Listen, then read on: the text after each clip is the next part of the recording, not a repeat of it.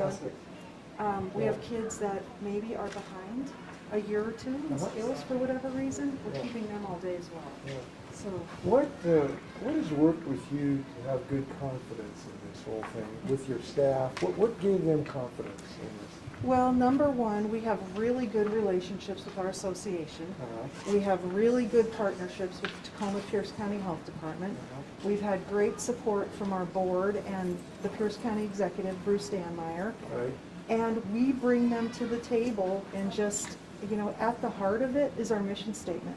Ensuring learning for kids. How are we going to do that? What would be good enough for your own child? Right. And then the safety protocols have been the foundation. Yeah. It's not just the mask, but it's the mask, the social Right. distancing, the hand washing. Right. All of them together have helped with the confidence. Yeah. And then the big ticket was making the decision that we were going to start teaching in September from the classroom. Mm-hmm. So about 95% of our staff came back in. If we had staff with, health conditions, they were able to, we do a telework agreement, they were able to work from home. But Uh-huh. getting our staff back in the building so they felt safe here was a very big And step. for them, when they came back in September, what was it that gave them the most confidence, do you think? I think it was that we were following the safety protocols, because if we were not following the safety protocols, that would have been a big Right. issue. Yeah. So the safety protocols first, Uh-huh.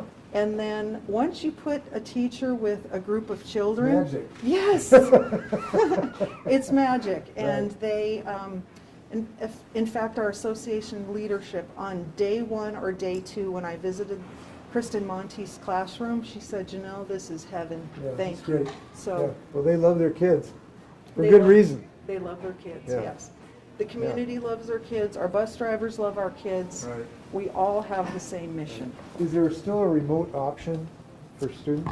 Yeah, so we have about 20% of our elementary students that are doing virtual learning. So we have teachers just assigned to virtual learning. Right. And then at the secondary, they're doing a simultaneous learning plan or environment. So the teacher's in the classroom, maybe has 12, 14 students, but another 10 might be at home, and they're live into that classroom. Right.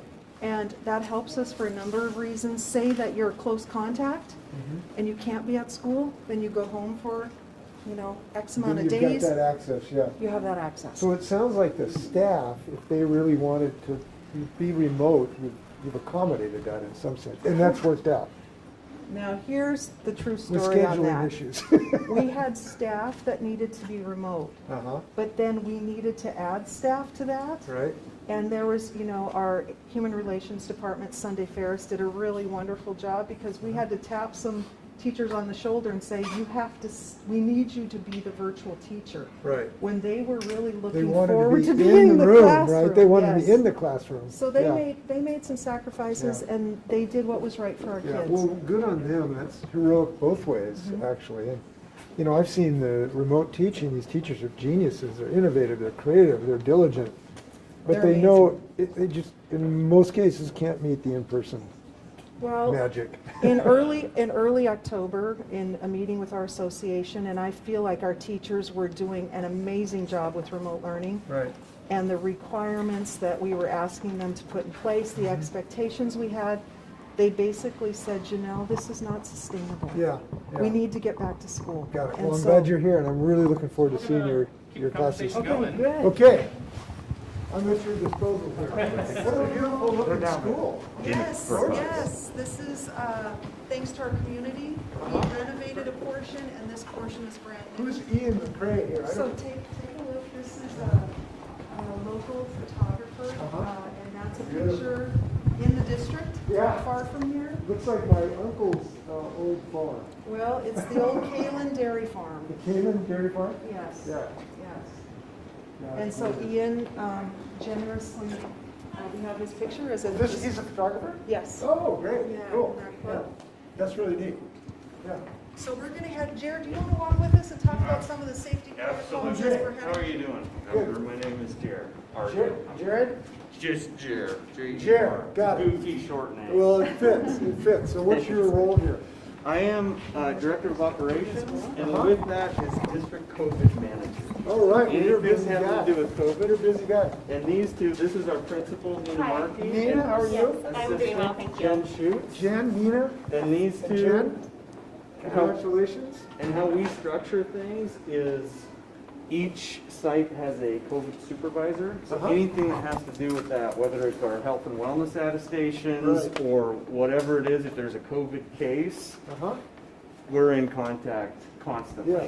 Who are these buck winners, sir? Who are the winners here? Cynthia Woods won something. What did She is a Ranger Buck winner for the month, so Really? she How did gets a she win McDonald's lunch. By being an amazing student and Really? working really hard, yeah. So all of our students earn Ranger Bucks and we do a monthly drawing and they Oh, get a that's pretty prize, cool. so. She looked Yeah. proud. She was very proud. I wish I could have been there while I was giving the announcements today so I could see her. Well, we're proud of our young ones. My granddaughter, whose birthday it is today, was the kindness student of the month in her school last That's year. So we're, something to be very proud of. Jacinta has something to be proud of. Yeah, absolutely. Congratulations. Yeah. So who is the COVID coordinator here then? So it is actually me. Okay. And so we spend a lot of time making sure we follow safety protocols, reminding staff of 6 feet of distance, masks, helping students, making sure we have all of our PPE and all the things that we need and that families are doing their health attestations. So if staff has a question, like I have a question about cleaning the desks regularly, they come to you. Yes. Right. Yep.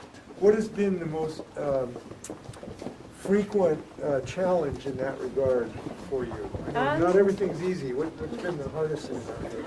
I think the hardest thing has been just making sure that everyone, oh gosh, it's really, I think it's the daily health attestations continue to be a challenge just because we know that we have to take students time away from class to get their temperature taken before they head to class. Right. And obviously we want students in class as long as we can, but they know Just and our getting- parents know that the safety is of the utmost And so importance. everybody has to recognize, look, you're going to have to make an allotment Yep. for the safety. It's going to take some time. Yep. Right. Yep, and we've done some things with some of our families who have language besides English at home first. We've done some paper copies where they sign their attestations every morning, and it's really just about making that accessible to all of our families. Right. So Nina, do you want to talk to Governor Inslee about this classroom and what he's going to have the opportunity to see? Yes, so this is one of our 3 low incidence disability classrooms that we have here at Elk Ridge. And these are students who have autism or another range of disabilities who really struggled the most during our distance learning. For them, it wasn't always viable to have meaningful interactions over the computer, and Zooms, or for whatever reason, were really hard, and they just require a lot of social skills, adaptive skills, and support that we needed to be in person to provide. And so it was a priority for us to get them back. They've actually been back on campus since September 9th. Going all day. We did 5 days a week, and then when we transitioned to the hybrid, we did 4 days a week, and then they do distance learning on Mondays. But you can't measure what this means for these students and their families, especially caretakers of students who have disabilities, to have a little bit of reprieve and that partnership back to help their students continue to grow in ways that other students just don't have to consider. So we're really proud that we've been able to bring them back safely. There are students who have some sensory issues here, so wearing a mask is challenging, but we've done the best that we can with that, and we've also provided N95 masks for teachers and staff who are working in these programs so that they would feel safe and comfortable with that barrier in place. So we've been about eliminating barriers to learning and being here as much as possible. That's fantastic. Yep. We're going to avoid cameras in this room. Yeah, and I told us 3 students who can't be on. Yeah. Superintendent said that was okay. Hello, I'm Jay. Allison, what's your role here? Great. Good luck. How long have you been teaching?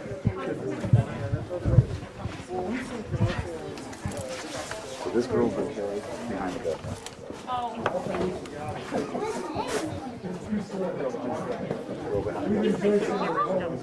Black hoodie.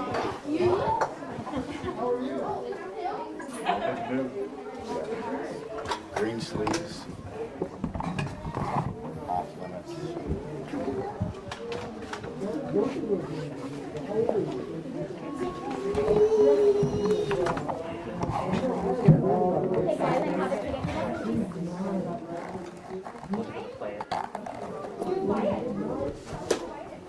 There will be another room.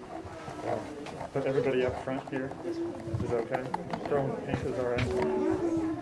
Yes. Okay. Good with the red sweatshirt. What are you doing?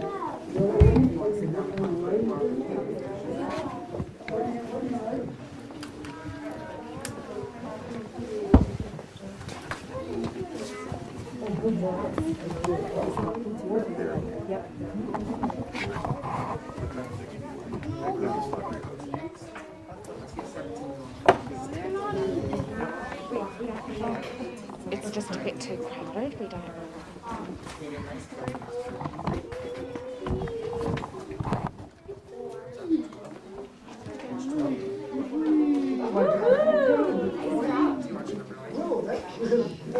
That's a lot of numbers.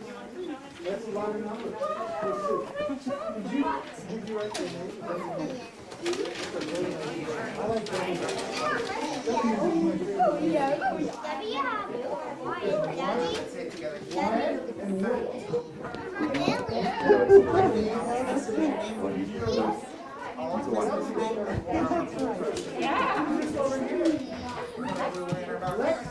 Can you say hello?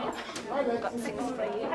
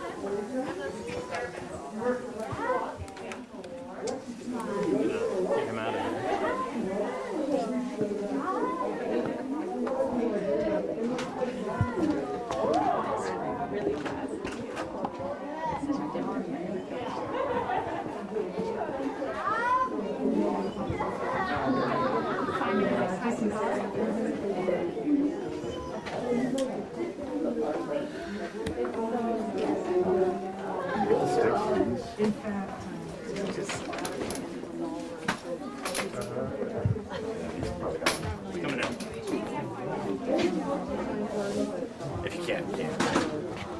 He's still talking. I want the opposite of that. You're used to Nope. Yeah, he's talking. You got a way to make the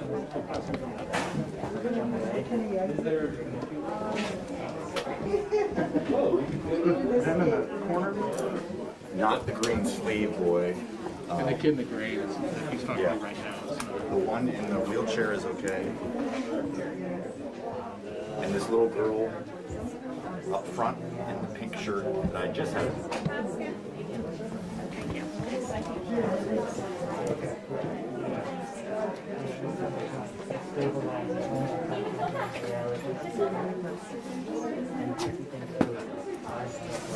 This red was all right. Kid in the red's okay. She's okay.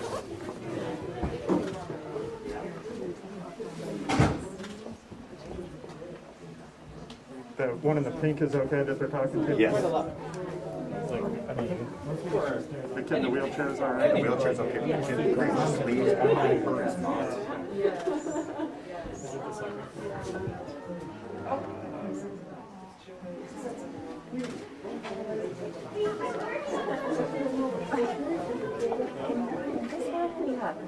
Oh, nice.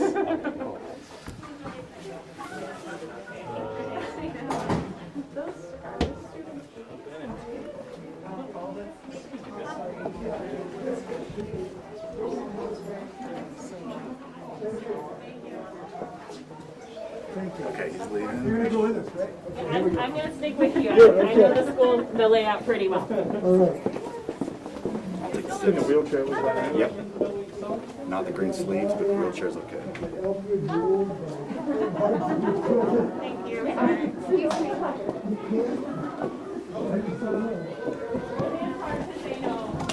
The other classroom, the front row kids are all okay. There are 3 that are not, but the front row ones, focus on that.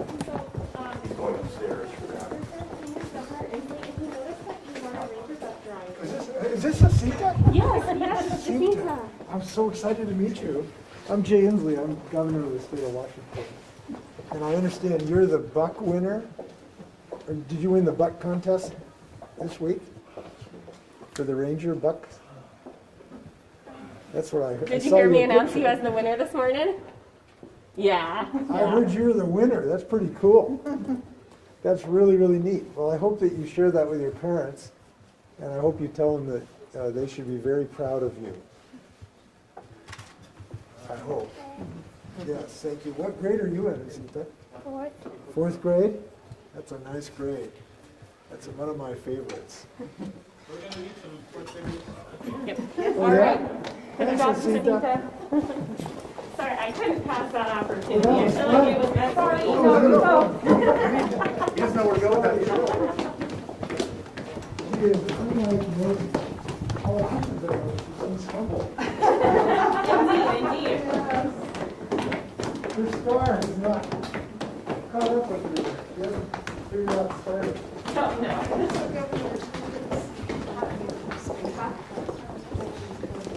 Okay, front row 3 are all good. There's 3 in the back left corner, but just focus on the front 3. Well, creativity has been important. It has. And persistence. Yeah. Yes, absolutely. When was this building built? This is our start of our 3rd full school year here. In this side, and then we remodeled the other side.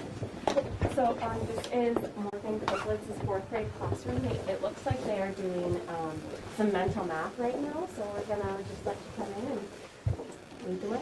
All right. Governor Inslee, you might be up for an answer, so. Yeah. Please, please.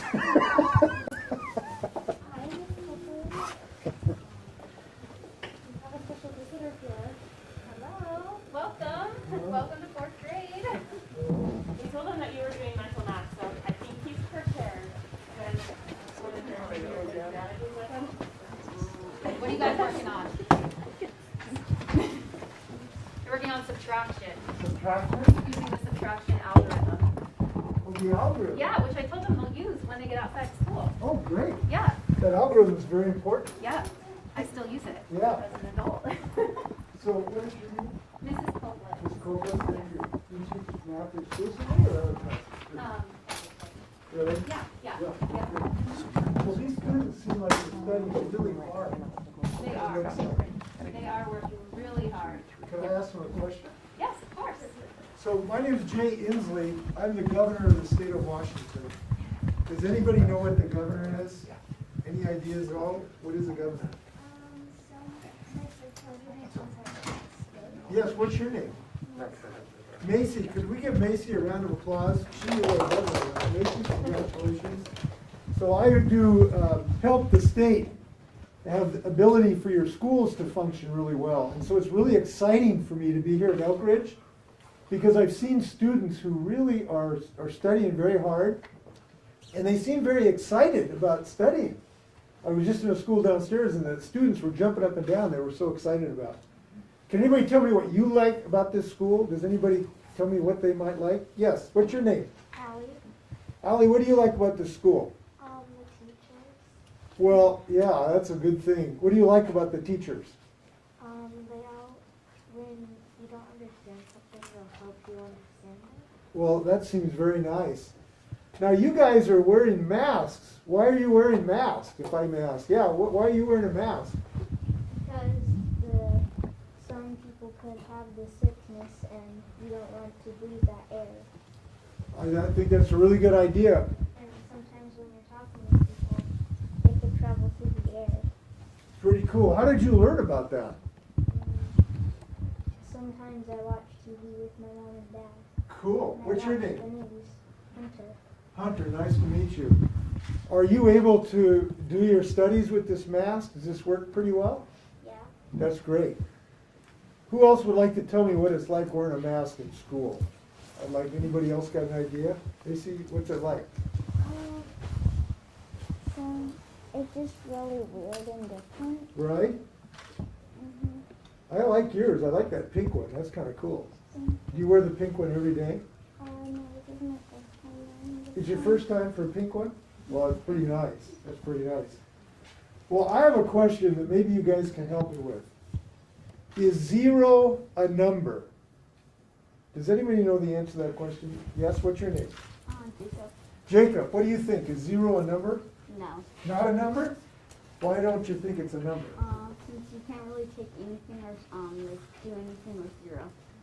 Yeah, he says it's not a number because you can't do anything with it. That's kind of an interesting theory. I think it's an intriguing idea. Does anybody think 0 is a number? Anybody? Yes? What's your name? Yeah. Hayden. Hayden, what do you think? Hayden. Hayden, yes, what do you think?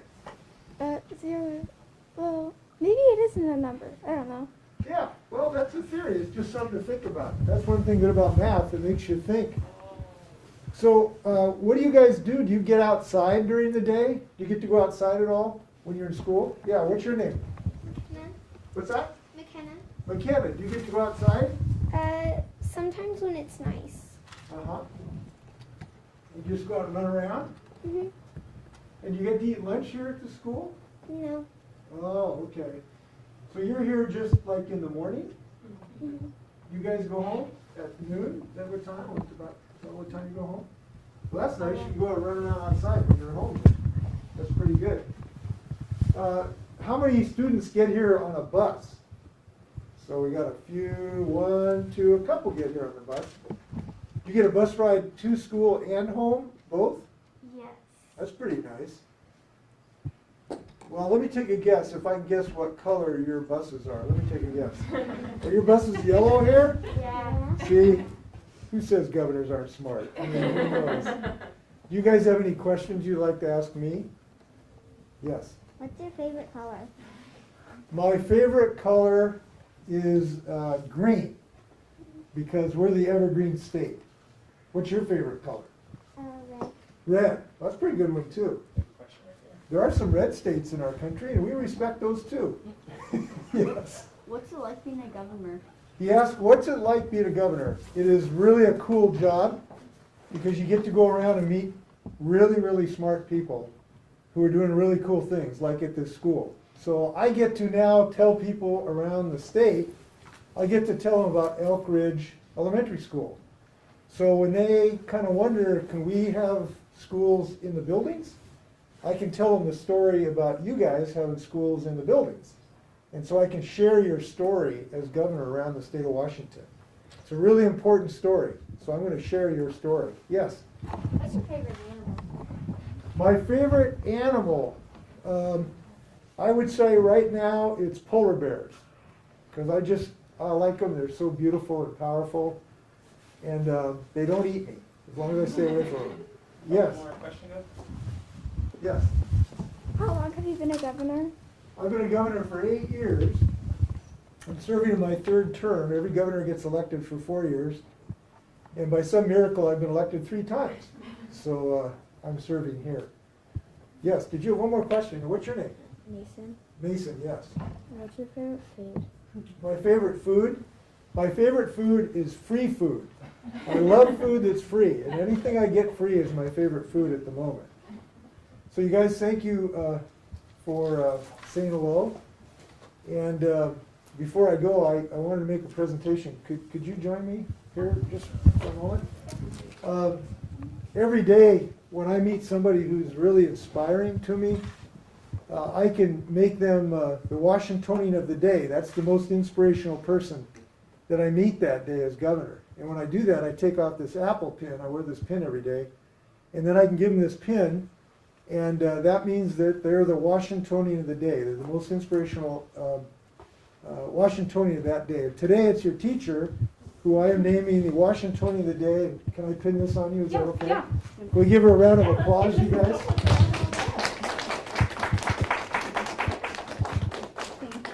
Thank you. Well, this is a very, looks like inspired by your teaching. They seem to be very interested in that. They're awesome. Yeah. They're the best. What has worked for you coming back? You came back in September on Yes. site. Yes. How did you feel about that when you first came back? Were you concerned about that, or were you confident? How did you feel about that? I felt confident and like safe. I mean, everybody keeps their mask on when they're in the room with somebody. And there were no kids here, so I felt safe coming back, and there were guidelines in place to make sure that we were safe coming Right. into the building. What guidelines were most important to you? Wearing your mask and washing your hands, and yeah, just what everybody's doing to try to stay safe. Morgan's going to join us later for our Good. chat, so Good. I will Let's get do some that. more time. Okay, I'll see you in a few Okay, minutes. yeah, thank you for Thank you, listening. guys. Good luck. All right, thank you, Mrs. Copeland, Mrs. Foster, and Mrs. Copeland. Thank you. Thanks for letting us take over. Of course.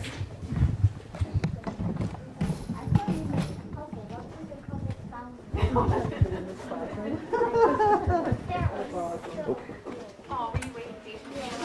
You got that time? Yeah, I try to just keep the back of head because Yeah. I'm good. That one kid said his name before he was right in the center. And I said 100. Yeah, I'm gonna have to. Train stations currently watching the young man in the middle of that class, Hunter. We're streaming as well. Identified. So please keep his name out of further future broadcasts. So, you must have lost a bet where the Cougars go. No, sir. I'm a diehard Coug. That's great. Well, thanks for what you're doing.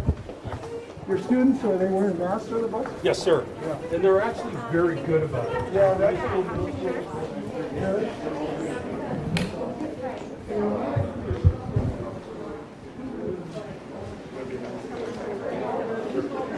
Yeah, I think a lot of these kids are here. Yeah. It's, I'm sweating.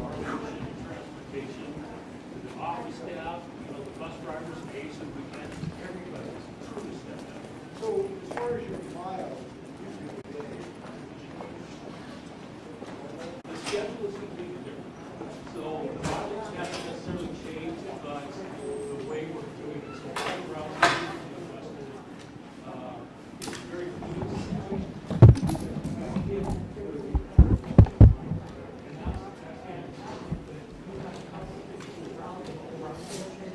So the office staff, very, very. so the total mile,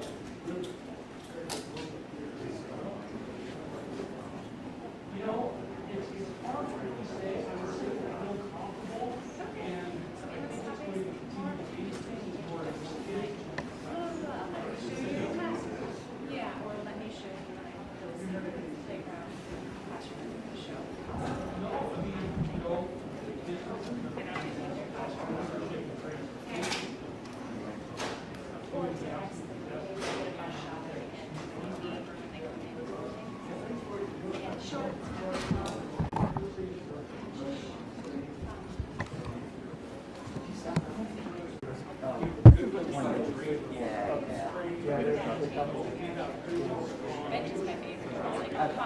Now's good. Huge. go Cougs. Go Cougs! I'm married to Cougs. So. There you go. Yes. All right. Where are we headed? Right this way, guys. You got it. Hello.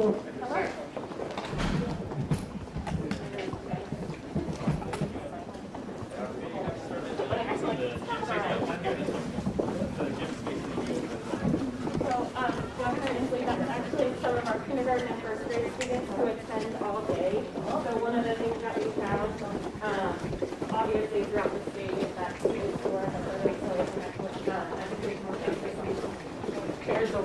The two mics can be on at the same time? Yeah. For the students all day. Perfect. When we return, so some of those students come to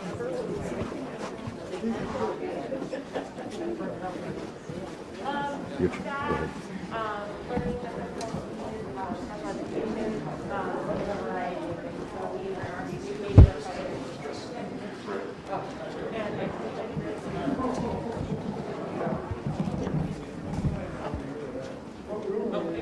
we are in the commons, which in different times are lunches. But this is served primarily as our COVID testing site for staff and when we were doing student testing. Well, I'm looking forward to meeting you. So, all these districts will be done? So far, right? Well, there's a microphone for you. And there's a microphone that's floating.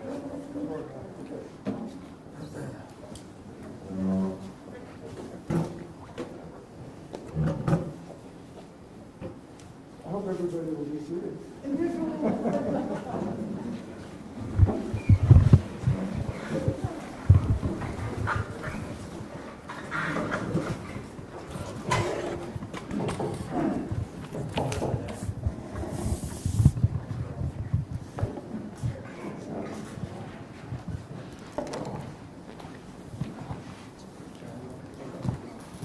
So I just want to say, on behalf of the White River School District, thank you for being here today. Governor Inslee, we have educators from White River across the district in the room. So we have Greg Benjamin, who's a counselor at the high school. We have our leaders that provide the guidance in special education. Just any question that you have today, there's someone in the room that's leading this work. This has been a complete team effort in the White River School District, from our board president to our community to all our association. We have our association leaders in the room, so if you have an opportunity, we'd like you to meet them as well, because they have truly partnered with us to bring our kids back to school. So I'm just going to leave it to you to open it up to questions, and I'll help direct the who could answer that for you, or so we could start there. Thank you so much. This is a real treat. I have to tell you that when I was in the Highline School District in junior high school, in 3 years, I never got flowers presented to me. And here I come to the White River District and I get flowers. So thank you very much. I appreciate it. This has been really exciting for me to see what's going on here. The level of intense interest of these students, which obviously flows from the innovation of their teachers and their bus drivers and their cooks and everybody else, is obviously really, really exciting. And I've already met some really exciting students who are actually jumping up and down about what you're doing. So congratulations. So I'm glad to hear from you, and I will have some questions. But before I do, can we just go around the room, introduce ourselves a little bit? I'm Janelle King, Hamley's superintendent. Scott Harrison, deputy superintendent. Jared Argo, operations. Bonnie Patterson, that is president. Damien Barlow, WREA co-president. Sunday Harris, Director of Human Resources. Lori Curtis, Digital Learning. Donna Murray, finance director. Megan Rhodes, district assessment and communications. Greg Benjamin, high school counselor. Kristen Monty, White River Co-President. Chris Gibson, athletic director for the district. Steve Lakeson, Equity and Student Support Services. Jen Schutz, Assistant Principal. And Nina Markey, principal here at Elk Ridge. Jill Miller, OSPI. All right. I'm Maddie Thompson. I advise Governor Inslee on education issues. Well, thank you. If I may, let me pose a few questions. First off, for this building here, could you tell us, what are you proudest of on this on-site learning that you're doing? Oh gosh, most people in this room know I get emotional when I talk about things like this. That's okay. So I'll do my best. I'm just really proud of what we're able to do for our community and getting back at the heart of why we do what we do. I can tell you our first day back in person, December 1st really felt like Christmas for our kids, for our families. So I'm just proud that we're able to continue to serve them in a way that meets their needs and in what we all know is best for students and our community. So that's what I'm the most proud of. So it felt like Christmas on December 1st. It did. Okay. Does it still feel like Christmas? Quite honestly, to go into February is usually a rough time of the year when you're feeling tired and worn out, but I'm never more grateful to feel those things because I know that we're serving our students. We do a couple of assessments a few times a year to see where kids are at. And we just did that at our most recent school board meeting. And what we found was that the efforts that our teachers, our families, our students have all made together really minimized the learning loss over this last year. A lot of our students are a little bit behind, but still really close to where they were skill-wise last year. And I think that's just a testament to all the work that's been put in throughout the district and in our community. So could someone, maybe it's you, give me a sense of how safe this has been during this period since September and December? Is there any sense that people can give me a feeling about that? We're here, so I suspect you think it's safe, but tell me why we should think that. So I'm going to turn that over to our association leadership. So let's start with Kristen Monty, who teaches first grade, as well as Amy Marlowe, who teaches math at the high school. So they can both address that. In August, I know we worked on a MOU to talk about how we could get our kids back to school, and it took a little while to get them here, but one of the very first things we talked about was safety, using the Department of Health guidelines and some of the things that Jared helped us with. We have proper PPE, we have all of the signage at all the schools, we have the parents who are on board to do their health attestations. I feel very safe in my classroom. It's been a good effort between all of us. Kristen, what is your classroom? I'm sorry, what do you teach? I teach first grade. And can you tell me, while you were working on the MOU with the district, what was the most important of your success, getting something that the educators were comfortable with? I think one of the things that was kind of a sticking point was eating in the classroom. We had a lot of teachers that were very uncomfortable with that. And so Mrs. Keating said, well, let's go back to the drawing board and come up with something else. And so we came up with the AM/PM schedule, which works well, I think, for everybody. And then we took away the idea of eating in the classroom, and teachers feel more comfortable, and we send the kids home with their lunch, and I think it goes really well. One of the recurrent themes when I've talked to schools about what succeeds, it's basically listening to each other and then accommodating those things. Sound like you had a success in that regard. We do a very good job of communicating. Right. Mike, your thoughts? I teach high school mathematics, geometry, and financial literacy. Right now, my largest class is 15, which is very manageable within the classroom to keep them 6 feet apart, dismissing kids by rows so that we still maintain 6 feet apart. Lots of signage in our hallways, getting high schoolers to all walk on the right-hand side of the hallway. The biggest turning point for secondary was probably just shortly after we brought our elementaries on. Speaking to Scott and Ms. Keating, getting us to go over to Yakima and actually see this in person, see them actually do this secondary schools. You can talk about the number of students that are actually on campus, but until you can actually see it and feel how they move through a building, you just can't get your head wrapped around it. How few students are actually in the hallways when you take 20% that stay at distance learning, and then you take the 80% and you split them between morning and afternoon, how small that those class sizes actually are, and that you just feel safe.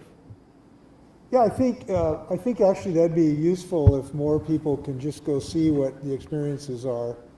I think that'd be really helpful to help build confidence in this regard. Sounds like it did in your case. Yes. Yeah. So here's a $64,000 question. I just asked it in a 4th grade class. Is 0 a number? Yes, it is. There you go. Well, there's one kid needs some remediation up there then. So. Well, thanks for being help build confidence. Are there any, because you've got the operations manager sitting right here, are there any things that you think still need improvement in the system as far as the safety standpoint? He's on my speed dial already, so. But I mean, are there things you're still working on that in that regard? We're constantly refining stuff within the buildings and stuff. We have weekly meetings with our HR director to go over this stuff, and then we'll bring in Jared when we need to, just to make sure everybody's feeling safe. Got it. Jared, if I can ask you, how have you been successful, or why have you been successful giving your educators confidence? What has worked in that regard? So, I mean, honestly, the first thing is this is our community and these are our kids. I know a huge motivating factor for us is our high school kids. We've had high school kids struggling throughout this pandemic, and Janelle has been unwavering in her push that we have to get these kids back, not only for them, but for our community and for ourselves. So to me, that why is what has guided us as the North Star. And then it's just a matter of, like they had said, listening to each other. We don't want barriers. We don't want to stop. And Janelle has promoted that from day one also, that we need to listen to each other and we need to solve problems.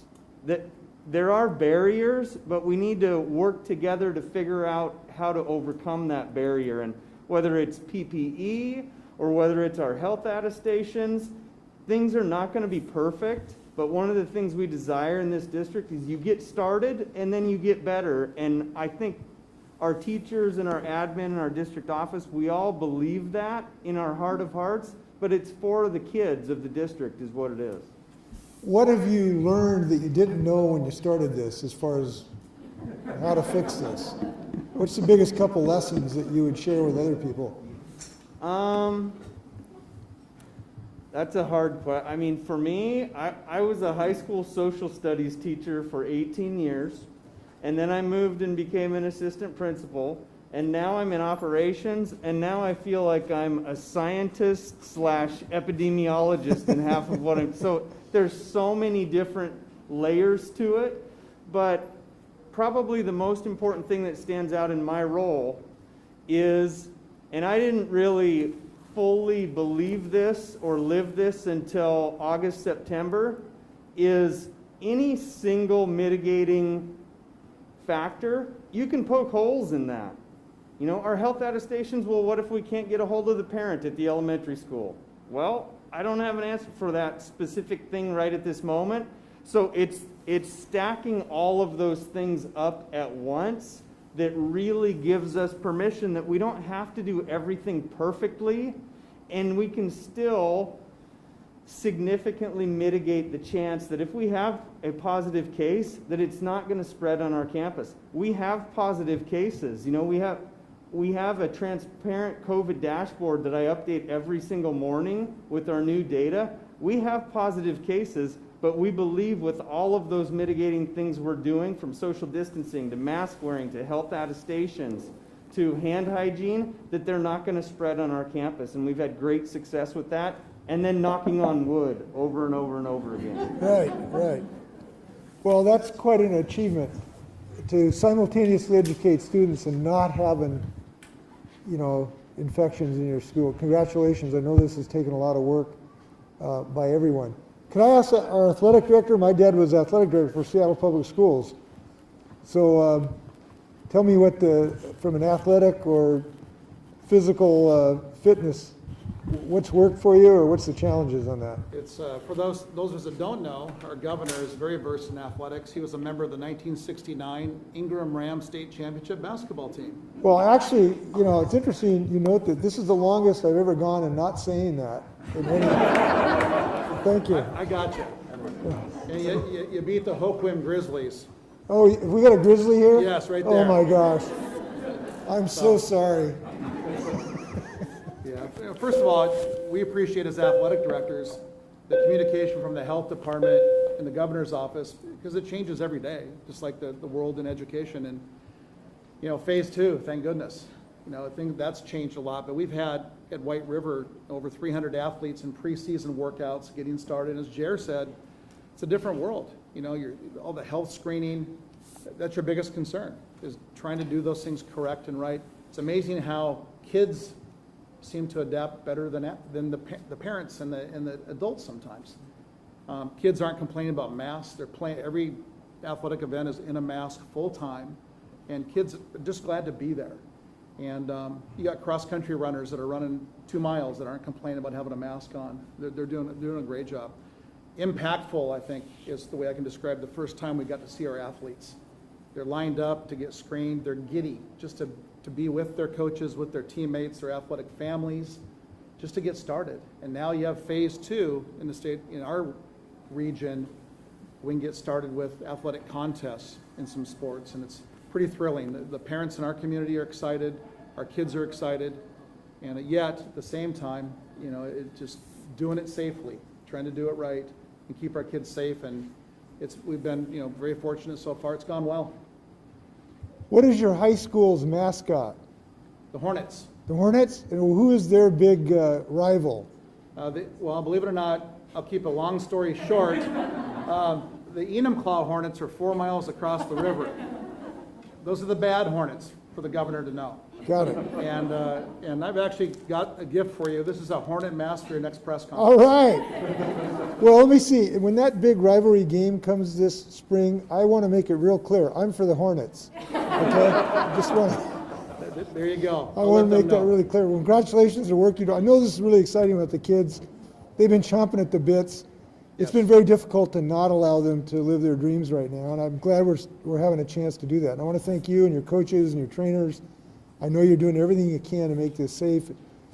And what I really appreciate is the students are wearing masks and complying. And when I go around the state, the kids are like, they're the smartest Washingtonians. Yeah. You know, and it's pretty good to see. So good luck. Thank you. Yeah, we got a counselor here somewhere. Yeah, remind me your name, I'm sorry. What was your name? Greg Benjamin. Yeah, Greg, where do the counselors fit in on the COVID part of this? Oh my goodness, doing the exact same as everyone else. So out there welcoming kids and making sure they get through the testing as quick as possible. So we're just exactly like everyone else.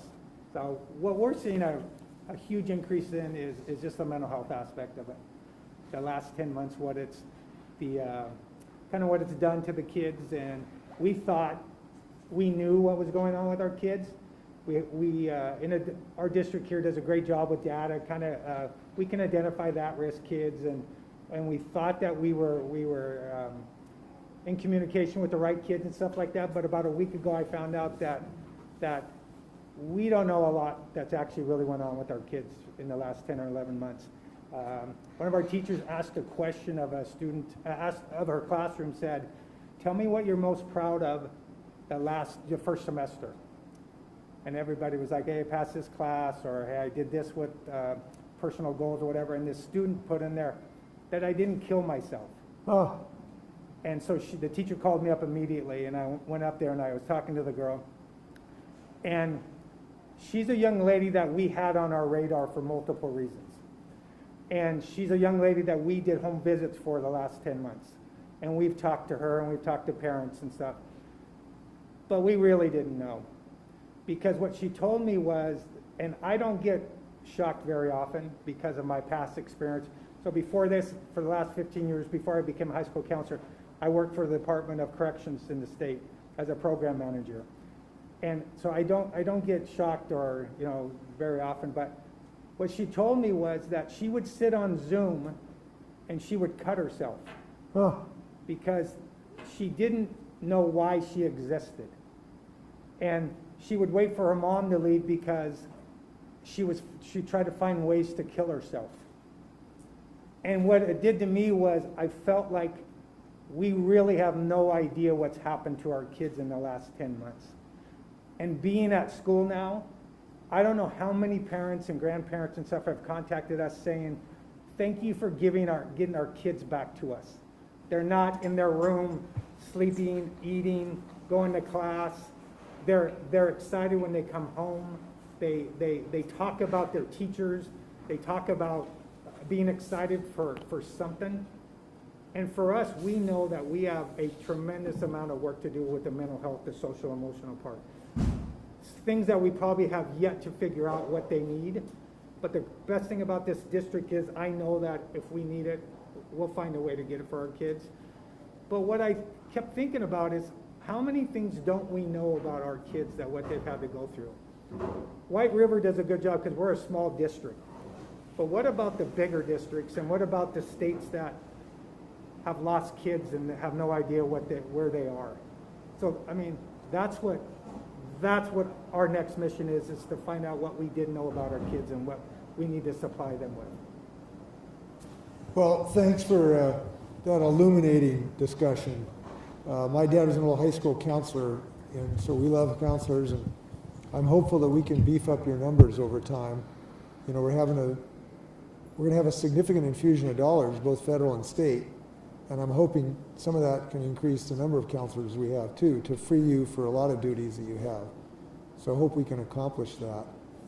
So thanks for your work. Thank you. Hope we can help you out. Could I ask your equity officer, what's been the most important work on the equity front? I think probably the biggest thing that we've been able to do from an equity standpoint is just get kids back into the building. You know, we've understood that for many of our kids, like you heard from Greg, that being at home has put them under stress that we weren't even aware of. So getting them back with the staff that they are familiar with, getting them back with the staff that can put eyes on them and pay attention to what's happening in their lives has been tremendously impactful for them. When I look back to the spring, you know, we made the announcement, as you are very well aware, in March of, you know, closing schools, and immediately our staff pulled together and said, we need to get computers in the hands of kids. We need to get packets for those kids who don't have computers. And all those things happened in the immediacy of it to make sure that kids had the things that they need. But the biggest thing that we've done to create an equitable playing field for our kids, frankly, to getting them back into school. And that's where we've seen the increase in academics. That's where we've seen the improvement in social emotional status for our kids. And for those kids who are still struggling, where we've been able to give them the greatest level of support. Well, you know, it sounds simplistic, but we love simplistic things that work, and getting them back into the school seems to work. Can you talk about the academic, what you have seen with your students since you've been back? I don't know how much information you have about that, but how would you categorize that from an academic standpoint? I'm sorry, could you say that again? Yeah, could you talk to me about the academic performance of your students since they've come back? Is it measurably better? Is it the same? If anybody can talk about that, I'd be appreciative. Anybody? So I'll tackle that one. So it's, as you guys are not surprised, that's what it's going to do immediately, because ensuring learning is at the heart of why we exist. So Denise Vogel, our board president, just at our last meeting last Wednesday, we're able to look at the fall benchmark data for reading and math for K through 5, the winter benchmark data, and see the grade levels that are making gains. So we're seeing the most significant impact in first grade, right? Those students that didn't have the last 3 months of the traditional kindergarten year. So we've put a big emphasis on what we want to see for them in the next. We always say that we hear districts talking about learning loss, and we're like, learning loss? We still have another semester to go. Let's close those gaps. And so not only were we able to see the benchmark results, we saw unit assessment data in math, so our common assessment data for math, Unit 1, Unit 2, and Unit 3. And now next board meeting, we will see the results of our end of unit common assessment data for English language arts. And really looking, and Governor Inslee, we have students that are they're doing as well or better than they were a year ago. And we have students that we need to spend the next semester looking kid by kid, skill by skill, to determine their needs, and that's why some of our students on this campus and all our campuses across the district are staying all day, because they're getting that Tier 2 support and that Tier 3 support along with the core instruction in their classroom. Right. So for the lay people, how would you describe this? Like, you know, X% improvement, Y reduction in those with Fs? Give me some lay description of this if you can. For improvement, well, I would say that we have, I don't know, principals jump in here. We have students that are excelling in distance learning and excelling because they're back on campus, and we have students that have significant need. They need that instruction in the classroom, they need additional support, and we have to also focus on the skills that maybe they lost during those months last year. So if I was a parent and I wanted to ask you, why do you believe on-site instruction is superior from an academic sense for your students than remote, what would you say? Well, I would just say that daily connection with the classroom teacher, the opportunity to engage with your peers in the classroom. Turn and talk does look different, but you can still have that collaboration between the children, and it's just what we do best. And it's I want to say our teachers in distance learning are doing a really good job, but it's different, and it's hard at times to get some of our kids to engage.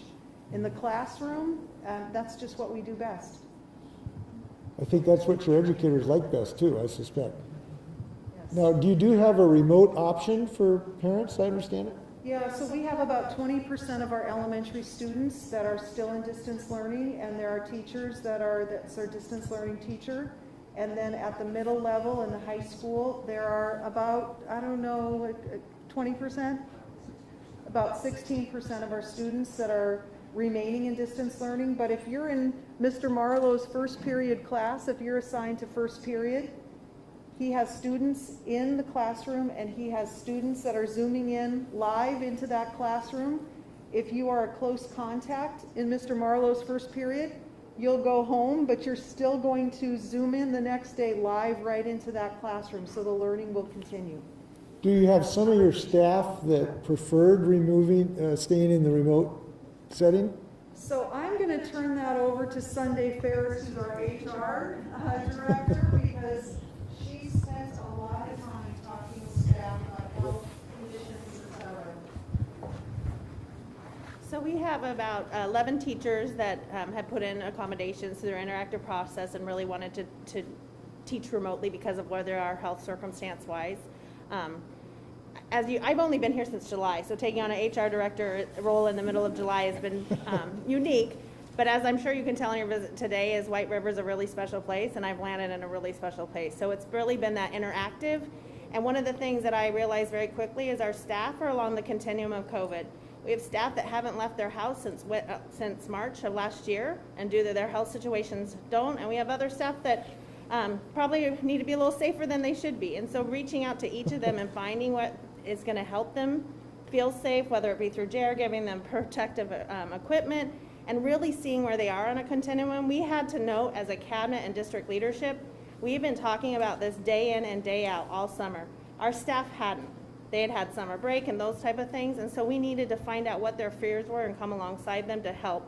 We spent a lot of time collaborating with our union, who has been phenomenal during this whole process, and really helping. That's a collaborative responsibility of all of us, and coming alongside and helping us reach out.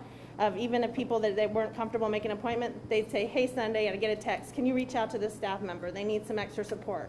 And so really helping that. We talked a lot about what we would do in our MOU and who would teach distance learning.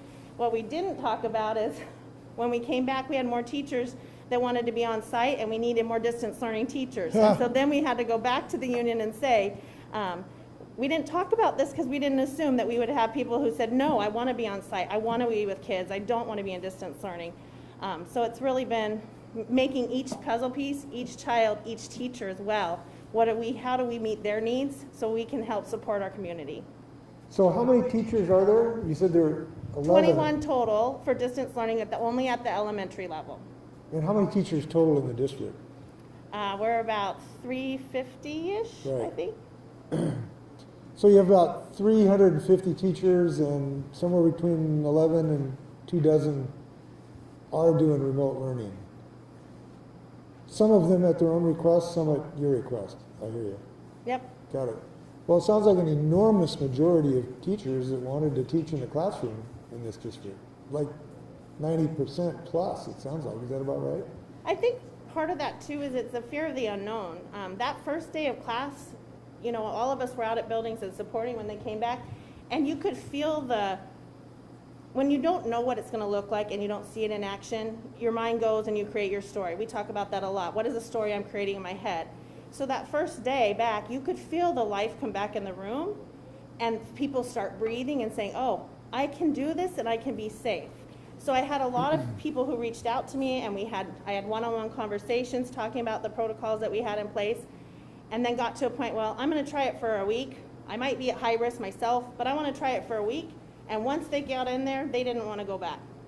They said, this is right, I feel safe. The district takes it very serious. We follow up with all of those. If there are issues, and it's continuing to learn each and every day. Well, I think we should celebrate the teachers who are willing to come back for that first day. There's obvious reason to have concerns and worries and anxieties, but they came back and they tried it and they found out that it works. And now they have an opportunity to give other teachers a confidence. So those were pioneers that we want to celebrate their success. And I will tell their stories around the state. I think it's important to do that. So thanks for your work as well. Or you can do a photo guide if they want to assemble here. Yeah, one other question. PSC, who is the PSC representative? Yeah. Tell me how this experience has been for your members. The PSC members in the district are about 170 that are under our union. That doesn't include bus drivers, but paras, office staff, nurses, those kinds of people.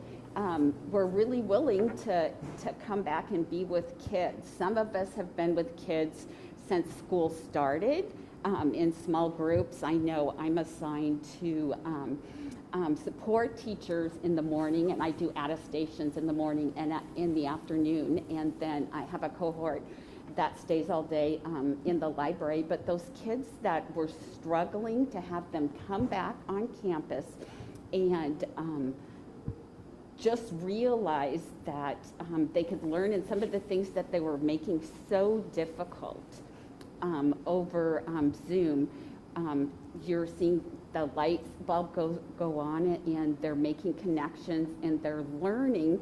And so it's so cool. And like this morning, we had 100 more students at Glacier Middle School come to school for the first day of second semester, and you could feel the excitement in the room, you know, as they were coming through, getting their temperatures taken, filling out their attestations. It's what's best for kids, and that's what White River does.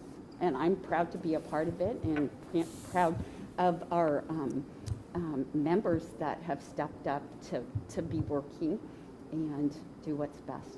Well, we know that your members are so integral to this team. What they've done to give confidence to that personal relationship with someone in the lunchroom and on the buses and in the mechanical. I mean, what you're doing is so integral to this effort. So please thank them for their leadership, because they've all been leaders. I met a fellow who was a bus driver. Does anybody remember his name? I just met him. Todd? So I was talking to Todd, and it was just evident listening to him how he is proud of his helping these students. You know, as a bus driver, he's helping them feel confident, right? And it was just great talking to him. And it was impressive to me, too, that he could be so successful even though he was wearing a Cougar sweatshirt. So that was also impressive to me. So please thank your membership for me. Yes.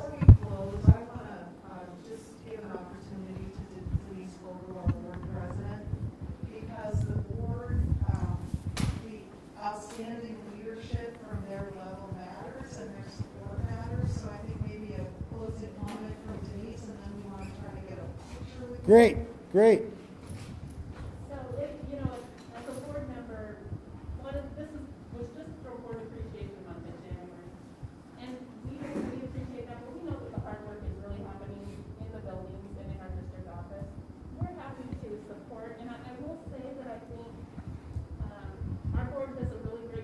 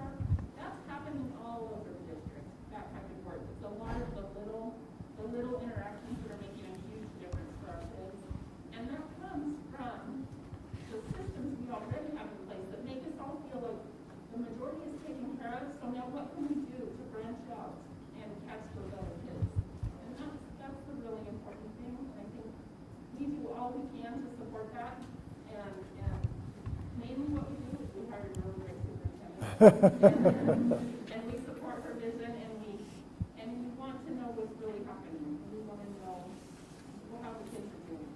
Well, congratulations. I know it takes board support to do anything like this, so I'm glad your community has been led in this direction.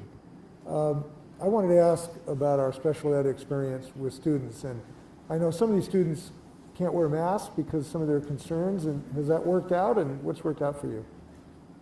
Yes, you know, it's interesting because after we were going back, I was very nervous because I have a lot of students who have sensory issues, and so wearing a mask just isn't an option. But I learned pretty quickly that these kids adapt to anything, and we found the term flexibility in every single day, and they have become so flexible that they have started wearing masks. We just work on getting them accustomed to wearing it, and over time they are wearing them throughout the day, so it's great. Well, I met a young woman named Willow who counted to 20, which I thought was pretty impressive, so. Yeah, she was really struggling last year with distance learning. It must be a thrill to see that progress. It's amazing, it is. Yeah, well, congratulations. So I think if I can get a picture with you educators, I might just stand in the middle. Why don't I just stand in the middle? I'll socially distance here.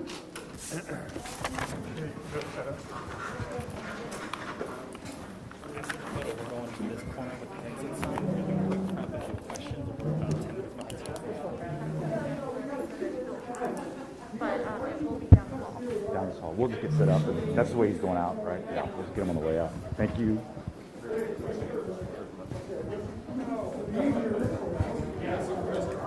Want to get your name? It's Morgan. Couldn't read that over there. And you got the star of the day, or the apple of the day. No pressure. Yeah, seriously. Good job. Thanks for letting us in your class. These kids are great. They love that. Yeah, that was fun. Okay. In that hallway.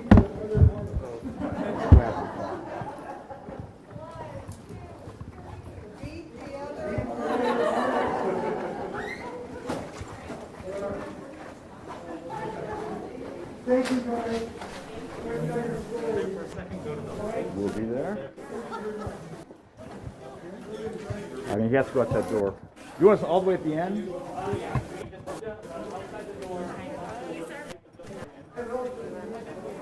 Last door on the right, don't go in. So I think it's indoors. Don't forget, we have that mic sitting there. Yes.